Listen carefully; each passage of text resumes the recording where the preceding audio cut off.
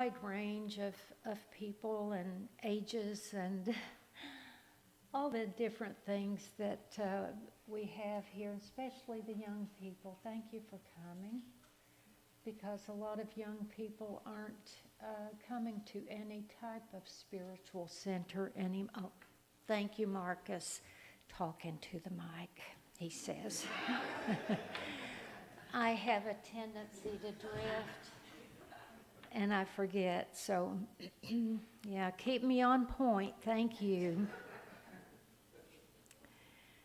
I do appreciate it, each and every one of you, and everything you're adding to the world, whether you're adding peace, love, joy, maybe a change, and all of these old stolid rules that we have, those too. Stand up and be counted. Everybody. Everybody. Thank you, musicians, and happy birthday, Sherry. She's going to be, well, we won't say. Then that would certainly tell my age. And we don't want to talk about that, except that, having this white hair, you can certainly get advantages when you're traveling. Oh, let me help you with that, ma'am. That looks awfully heavy for you. But her birthday's going to be Tuesday, and so is Maxine's. They're both going to have a birthday, but we'll talk about that more later. Today's subject is grace, freely given, freely received. Many, many years ago, I had the benefit of being in a class with the Reverend Ruth Mosley. She was the founder of Unity Urban Ministerial School. It's one of the schools through which you are educated to become a Unity minister. And in this class, she taught us, it was about homiletics, and homiletics is just the ability to speak on Sunday and give a message that makes sense. And I remember what she said so clearly, because she said there are only 3 things you need to do. What is it you're talking about? It's grace.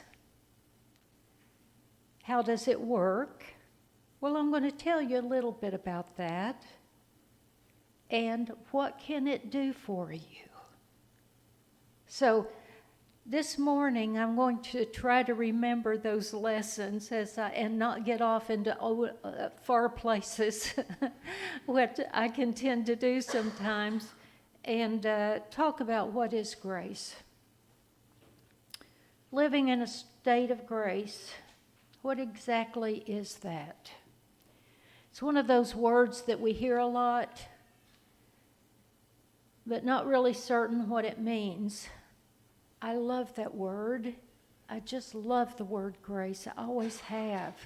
Very touched by it. My father had a sister named Grace, and she fit that name perfectly. Everything about her was very graceful.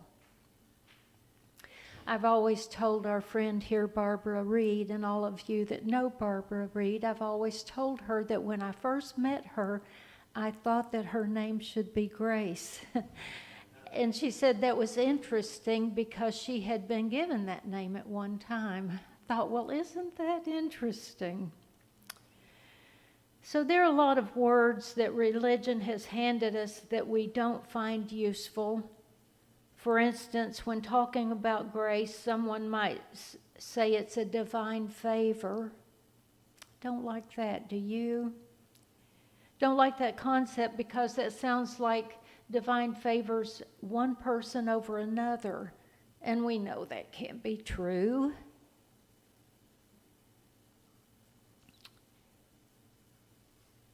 You hear statements like, we receive God's undeserved favor. Well, for Pete's sake, that's not true either. And we reject that because we all are deserving. That has a ring of unworthiness about it, and a divine rescuer who will pick and choose who's going to receive grace. We've probably all said or heard the statement at one point or another there, but for the grace of God go I, haven't we? There's an element of relief and gratitude that we're not in that situation in that statement, which is good on the one hand, but there's also a big error in that statement. It implies that somehow God's grace has been bestowed upon you, but it missed that other person. Maybe they had sinned and deserved it. Is that what the thought was? When God was handing out grace, that unfortunate other person wasn't paying attention. Maybe they were standing in the wrong line.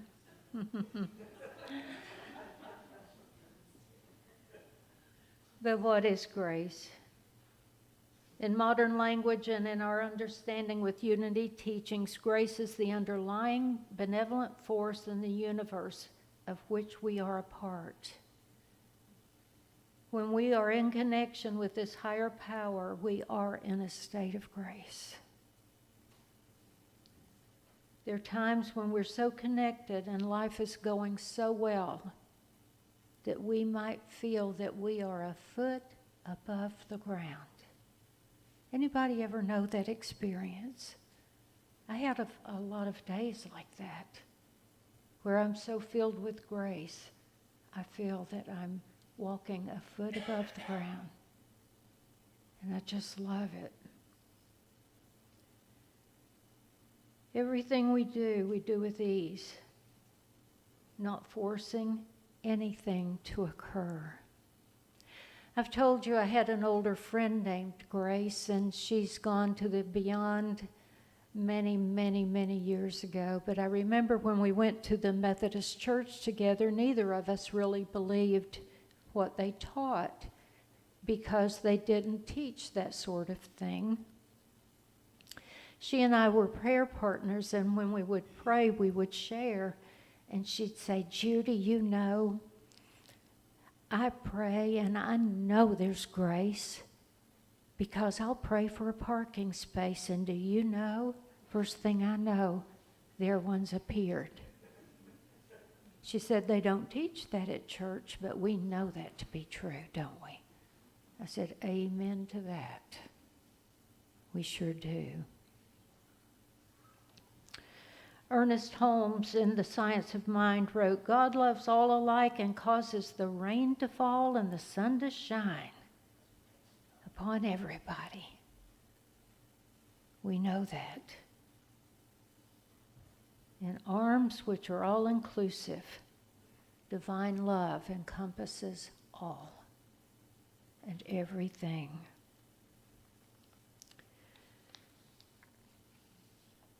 We see grace at work in our own lives as we're in the zone, doing whatever it is that allows the divine to flow through us and around us at every moment and every given day.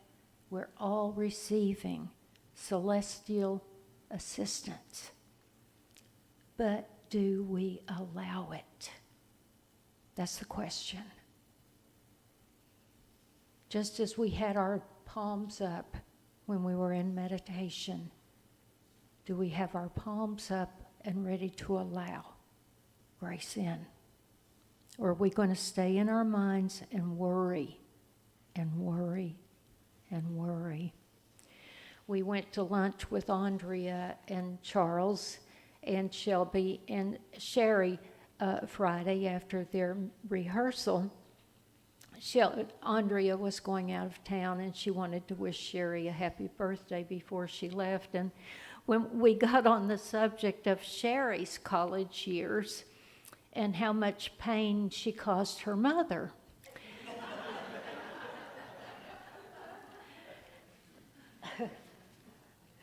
Andrea didn't know a lot of it, so she was asking us all these questions. And I said, oh, yes, when Sherry went to college, and we were in East Tennessee at that time, and Sherry went to her first couple of years to Middle Tennessee State University. She was a music major. And so when she went to school it was terrible for me. I mean, it was months before I got accustomed to her being away from school. Our second one, Jonna, she laughs and she says, Mom and Dad couldn't wait to get me to school. They were so anxious to get me to school. I'd been so much trouble. They said, boy, thank goodness.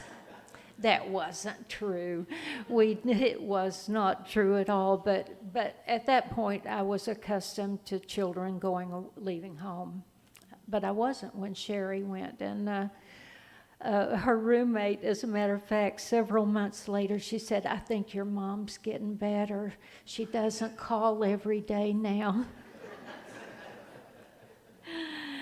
She wasn't homesick for a moment, but she enjoyed school, and we were talking about then she met her husband, Al, before they were married. He's from Montana, and he got the great idea. He was also a music student.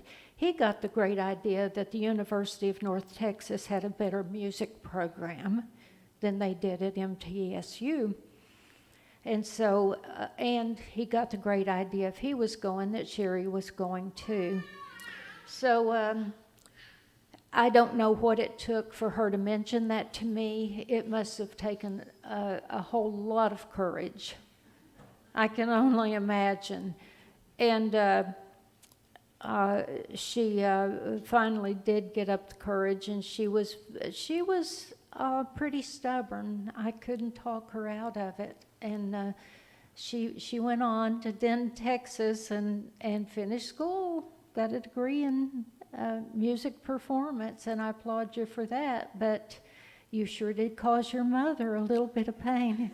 Anyway, we were talking about that Friday, and Andrea didn't know all of this, so she's asking us all these questions, and she said, my goodness, Sherry, you must have been pretty stubborn to have, and young to decide to leave home, and not only your school you're familiar with, but to go to a place you've never been, another school, apply for a music scholarship, and know that you're going to do it all on your own. And she says, yeah, I was quite stubborn and a little stupid along the way, but she said something that it's the point of the story, okay? It does have a point.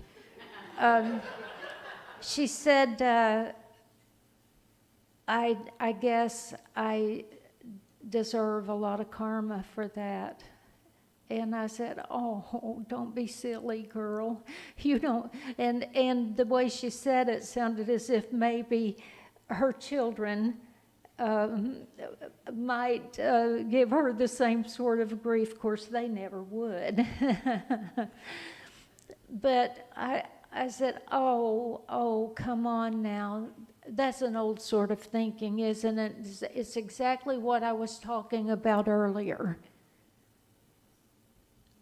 If we feel like we have some sins or, things that need to be forgiven, they're already forgiven. God's already forgiven it. We've forgiven ourselves the moment we allow that grace to come in. There is no karma. There is no karma. And you've paid it back 1,000,000 times. You came to live close to your mother and brought your children. See? See how grace works? See what I mean? If you'll be graceful and you'll allow and you'll see a bigger picture, you cannot imagine the good that's coming your way. You can't even imagine it. Can't even imagine it. But there are some people that are pretty darn stubborn. They wouldn't know grace if it hit them upside the head. And that's the truth. There was a story I wanted to share with you, and there were 3 guys lined up to serve their punishment of death by the guillotine. You know that used to happen, right? Some sins couldn't be forgiven at certain times in life. And among them was a thief. He'd spent his entire life stealing from people. There was a drug dealer who had ruined the lives of hundreds. There was an engineer who had killed hundreds with a poorly made bridge. Well, the thief was first. He stepped up, laid back, and the king asked, "Do you have any final words for us?" The thief replied, "I'm sorry for all the harm I spread. May God have mercy on my soul." Well, the guillotine was sent down to kill the thief when all of a sudden it stopped within inches of chopping off his head. There's a little grace, isn't it? The king and all the townspeople believed it to be an act of God, replying to his cry for mercy. Therefore, he was allowed to live. Second was the one who had spent his life giving people drugs, knowing they would become addicted so that he could have money and power.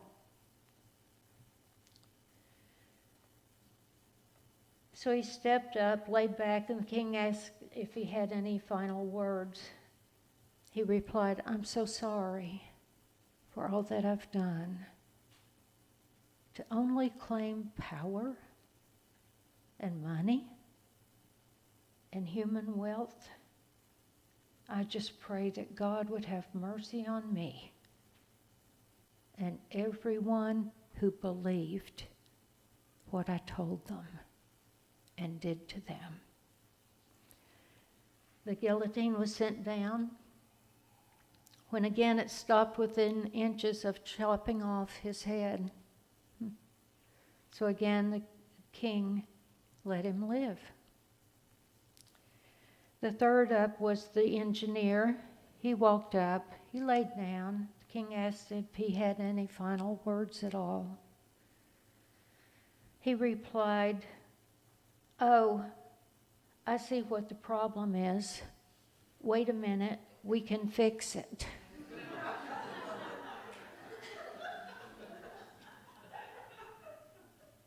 So fix it they did. And guess what? The guillotine worked. What did I say earlier? There are few people that wouldn't know grace if it hit them upside the head. That's the truth. We see grace all the time, don't we? We see it around us.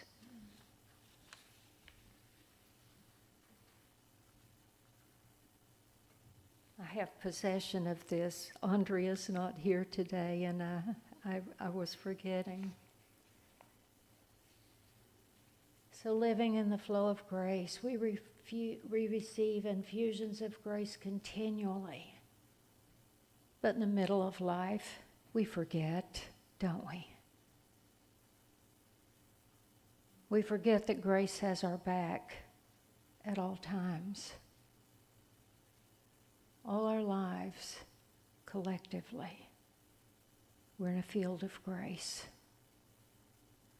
Anita Moriani was a person, some of you may know of her. She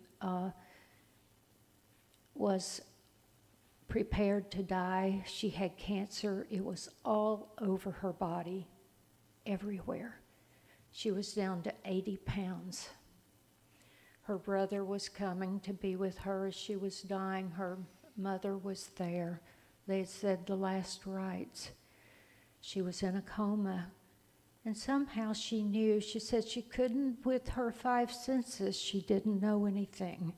But with her consciousness, she was aware. She was aware of everyone that came into the hospital room.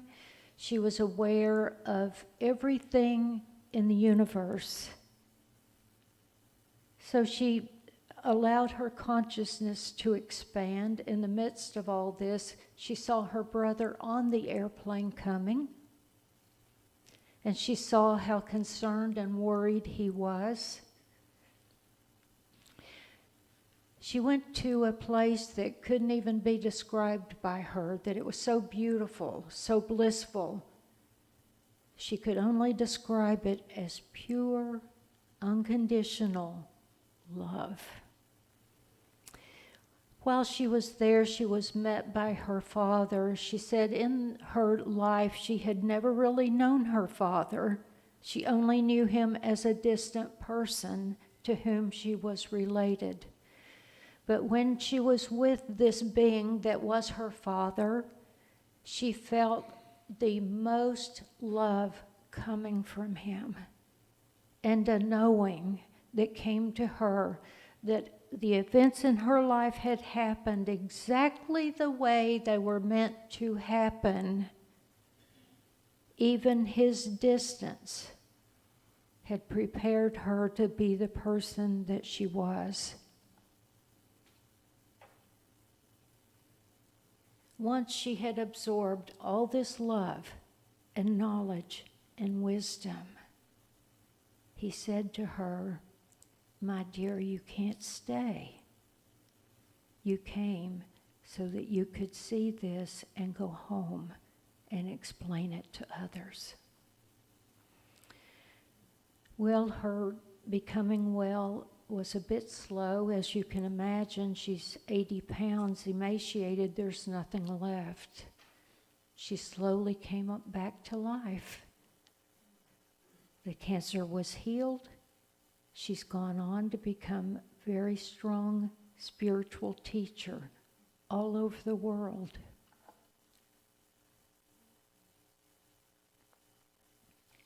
And she teaches everybody about this glorious beyond the physical that is real. It is there, and it is all there is. While we're here in these human bodies, we think this is what's real, and it isn't. The real us is the us that's inside and that is connected to the whole, to God. And it is through grace that we connect with that power and that presence. And the more we practice it, the more we become that. I was reading a story by Brené Brown, and she's a great teacher as well. She said that when she was in graduate school, she was very nervous because she needed to go to her professor because she had prepared a paper, and she just felt that she was going to be met with the typical haughty, judgmental professor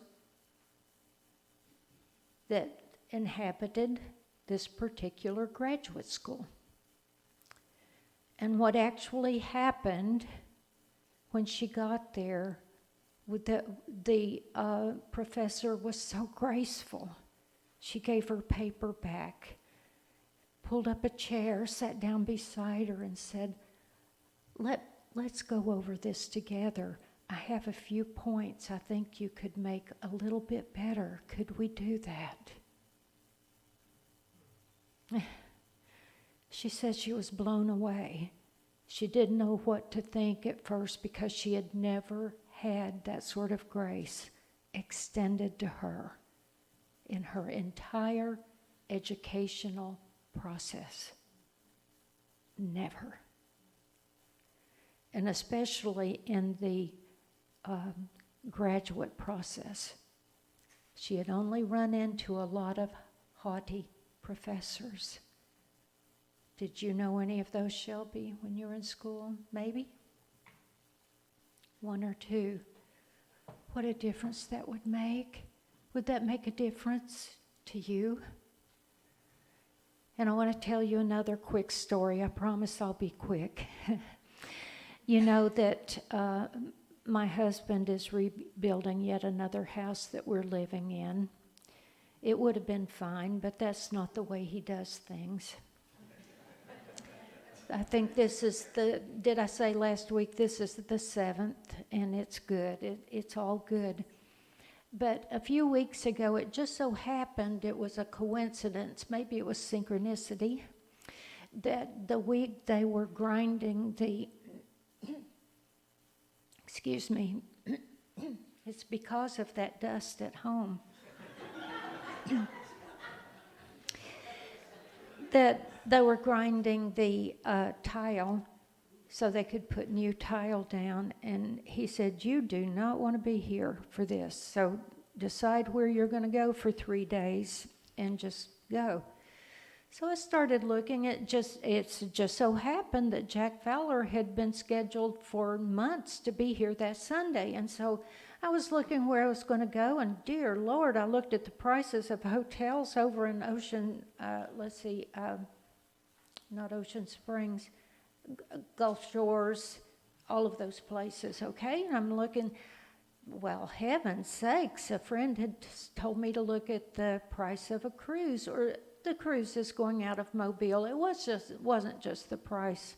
I'm not that chintzy, but I looked, and there happened to be a cruise going out. I've never been on a cruise, and it was an experiment. I wanted to do that, and it was just 3 or 4 days, so it was easy.